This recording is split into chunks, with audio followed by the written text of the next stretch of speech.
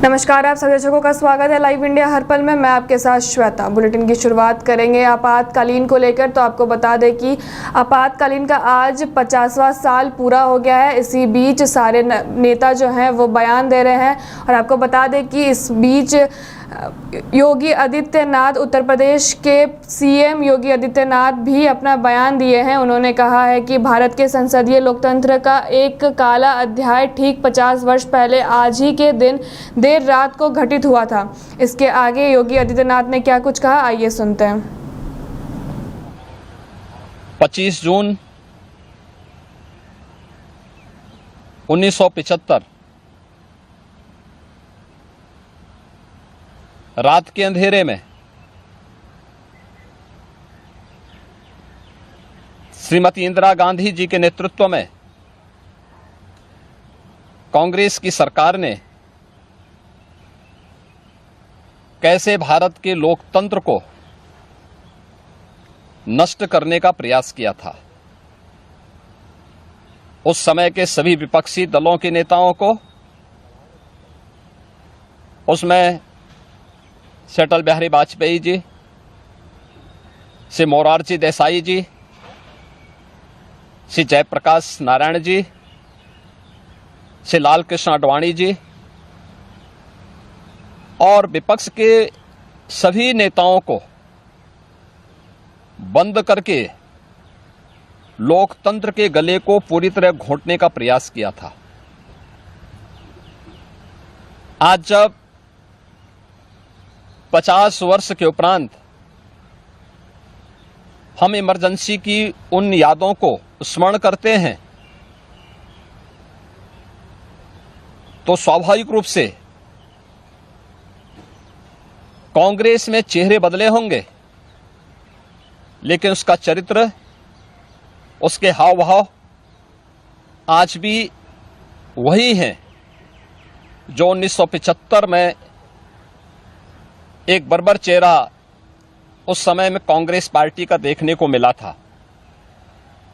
कैसे उन्होंने संविधान की मूल आत्मा कही जाने वाली प्रेम्बल में चेहरा बदला हो, लेकिन चरित्र तो उसका आज भी वही है। 25 जनवरी 1975 उसकी पराकाष्ठा के रूप में इस देश ने और दुनिया उनका रवैया, उनके कार्यप्रणाली, उनके द्वारा किए जाने वाले कृत्य इस बात के उदाहरण प्रस्तुत करते हैं। उनके जो सहयोगी हैं, बंगाल में टीएमसी है, केरल के उनके सहयोगी हैं, या तमिलनाडु के उनके सहयोगी हैं, या कांग्रेस नेतृत्व की सरकारें जहां कार्य कर रही हैं, उनकी कार्यपद्धति को आप देखें। प्रत्यक्ष और अप्रत्यक्ष रूप से सहभागी बने उन सभी राजनीतिक दलों को भी जिन्होंने देश के अंदर। वहीं दिल्ली में चल रहे जल संकट मामले में अतिशी लगातार धरने पे बैठी हुई थी, अनशन कर रही थी। इसी बीच उनके तबीयत खराब होने की खबर भी सामने आ रही है। उनके डॉक्टरों ने कहा है कि जब अतिशी को अस्पताल लाया गया, उनका ब्लड शुगर कम हो गया था। आगे उनके डॉक्टरों ने क्या कहा, आइए सुनते हैं। ड्राउजी और उनका सोडियम लेवल भी कम था। हमने उनको आईवी फ्लूइड्स पर रखा है और उनको इमरजेंसी आईसीयू में एडमिट किया गया है और डॉक्टरों की टीम उनकी देखभाल कर रही है। अभी सारे वाइटल पैरामीटर्स स्टेबल हैं। Thank you. Right now her vital parameters, जैसे मैंने बताया, स्टेबल हैं और कुछ ब्लड टेस्ट हमने ऑर्डर किए हैं, उसकी रिपोर्ट अभी अवेटेड है। Thank you so much. Thank you. वहीं तमिलनाडु के एक अस्पताल में जहरीली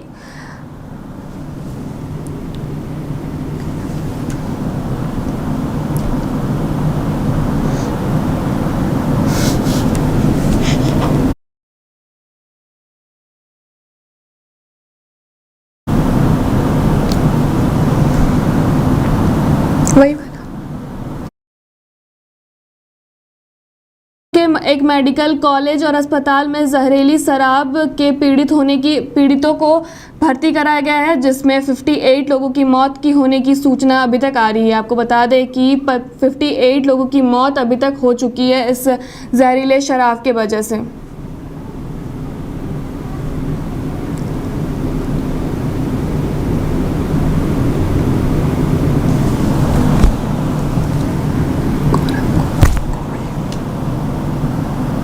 वहीं आपातकालीन मामले को लेकर और आज आपातकालीन है, जिसके वजह से सारे नेता जो हैं वो अपने अपने बयान दे रहे हैं। इसी बीच कांग्रेस नेता गौरव गोगोई ने का भी बयान सामने आ रहा है। उन्होंने कहा है कि पीएम आपातकालीन का नाम लेते हुए वर्तमान में जो वास्तविक समस्या है और उनको छुपाने का काम कर रहे हैं, साथ ही साथ दबाने का भी काम कर रहे हैं। आगे उन्होंने क्या कुछ कहा, आइए सुनते हैं।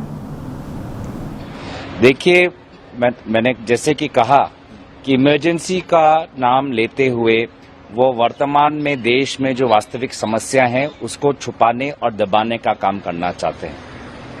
मणिपुर में क्या स्थिति है क्या वो नहीं जानते? जम्मू में क्या हो रहा है क्या वो नहीं जानते? गर्मी के कारण कितनी लोगों की मृत्यु हुई है क्या वो नहीं जानते?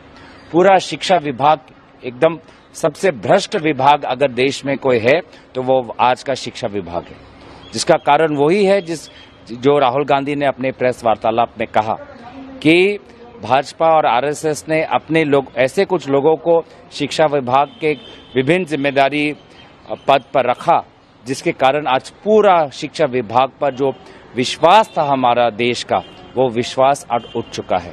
तो प्रधानमंत्री बार बार अपनी विफलताओं को छुपाने की कोशिश कर रही है। ये ऐसे कोशिशों को लोगों ने देखा है। पर वहीं चल रहे संसद पर चिराग पासवान का बयान सामने आ रहा है। उन्होंने कहा है कि यह किसी पक्ष का चुनाव नहीं होता है, स्पीकर का पद पूरे सदन के लिए होता है। आगे उन्होंने क्या कुछ कहा, आइए सुनते हैं। ऐसे में आजादी के बाद मुझे तो नहीं याद कि इस तरीके के पद को लेकर चुनाव हो, पर जिस तरीके से विपक्ष की इस बार भूमिका रही है और शर्तों के साथ जिस तरीके से विपक्ष सामने आया है कि आप डिप्टी स्पीकर के पद पर सहमति कीजिए, जबकि हम सब लोग उसके लिए चर्चा के लिए तैयार थे, पर उसके बावजूद शर्त रखना, उस पर अड़ना और इस तरीके से अपनी भूमिका को निभाना मुझे नहीं लगता कि उचित है। बहरहाल जीत सुनिश्चित है, अगर चुनाव ऐसा होता भी है उसमें कहीं कोई शंका की बात नहीं है। देखिए, जैसा मैंने कहा कि इस तरीके से शर्त लोकतंत्र में नहीं रखी जाती, और खास तौर पे जब सदन के अध्यक्ष की आप बात कर रहे हैं, आप उसके सामने शर्त रखेंगे कि एक डिप्टी स्पीकर का पद जब तक डिसाइड नहीं कर लिया जाता तब तक आप सहमति नहीं देंगे। इस तरीके से लोकतंत्र नहीं। वहीं केंद्रीय मंत्री पीयूष गोयल का भी बयान सामने आ रहा है। उन्होंने कहा है कि पहले उपाध्यक्ष का चयन करें, फिर अध्यक्ष के लिए समर्थन मिलेगा। इस प्रकार की राजनीति को हम की निंदा करते हैं, और मुझे लगता है कि अच्छी परंपरा ये रहती है कि लोकसभा निर्विरोध एक सर्वसम्मति से अध्यक्ष चुनता, तो लोकसभा की भी मर्यादा अच्छी रहती, सभी पक्ष का उसमें योगदान रहता, और स्पीकर वैसे भी किसी सत्तारूढ़ पार्टी या विपक्ष का नहीं होता है, वो पूरे सदन का होता है। वैसे ही उपाध्यक्ष भी कोई पार्टी या दल का नहीं होता है, पूरे सदन का होता है, और इससे उसमें सदन की सहमति हो। ऐसे शर्तों के आधार पर कि किसी एक पर्टिकुलर व्यक्ति या पर्टिकुलर पक्ष का ही उपाध्यक्ष हो, वो लोकसभा की कोई परंपरा में नहीं बैठते। धन्यवाद।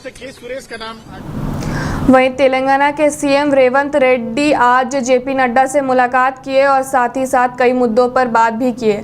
उन्होंने क्या कुछ कहा, आइए सुनते हैं। आपकी मुलाकात है जेपी नड्डा जी से, किस मसले को लेकर मुलाकात है? हमारे प्रदेश के मुद्दे बहुत सारे हैं, वो मुद्दों के बारे में, और हमारा बजट भी रिलीज नहीं हुआ है पिछले सरकार में, अभी वो बजट रिलीज के लिए हम नड्डा जी से मिल रहा है। मुख्यमंत्री जी, आपकी मुलाकात है जेपी नड्डा जी से, किस मसले को लेकर मुलाकात है? हमारे प्रदेश के मुद्दे बहुत सारे हैं, वो मुद्दों के बारे में, और हमारा बजट भी रिलीज नहीं हुआ है पिछले सरकार में, अभी वो वहीं आपातकालीन को लेकर कंगना रनौत का भी बयान सामने आ रहा है। उन्होंने कहा है कि आज का दिन काले धब्बे की तरह है। आज जो लोग अंदर हंस हंस कर किताबें उछाल रहे हैं, उन लोगों में कोई गंभीरता नहीं है। आगे उन्होंने क्या कुछ कहा, आइए सुनते हैं। But I like the room there, but then they accommodated me somewhere else. So ये सब चीजें जो हैं, कोई मुझे शर्म नहीं है महाराष्ट्र भवन में। जय महाराष्ट्र, हम लोग जो हैं वो महाराष्ट्र से ही बिलोंग करते हैं, तो मुझे कोई उसमें वो नहीं है। पर आज जो है हमने इमरजेंसी फिल्म की जो है 6 सितंबर डेट रिलीज की है, और मुझे लगता है जो हमारी जो जनरेशन है, क्योंकि मैं भी 86 बॉर्न हूं, तो हमें पता ही नहीं है कि क्या हुआ था, हम बस सुनते रहते हैं। तो ये फिल्म बहुत ही महत्वपूर्ण है कि किस तरह से जो है संविधान का मजाक उड़ाया गया था, गला घोटा गया था। और ये जो आज का दिन है, ये काले धब्बे की तरह जो है हमारी तरफ देखता है। तो हमें जो है आज जो लोग ये किताबें उछाल रहे हैं अंदर, देखिए आप कैसे ये लोग हंसते हैं और किताबें उछाल रहे हैं और हंस के खिच कर करके उछाल रहे हैं, तो इनमें कोई गंभीरता नहीं है। ये इन लोगों ने पहले भी संविधान को लेकर जो अफवाहें फैलाई, उसके करके जो है इन लोगों ने लोगों को भटकाया और भ्रमित किया, और इससे पहले भी इन्होंने संविधान को जो है मजाक बना के रखा है।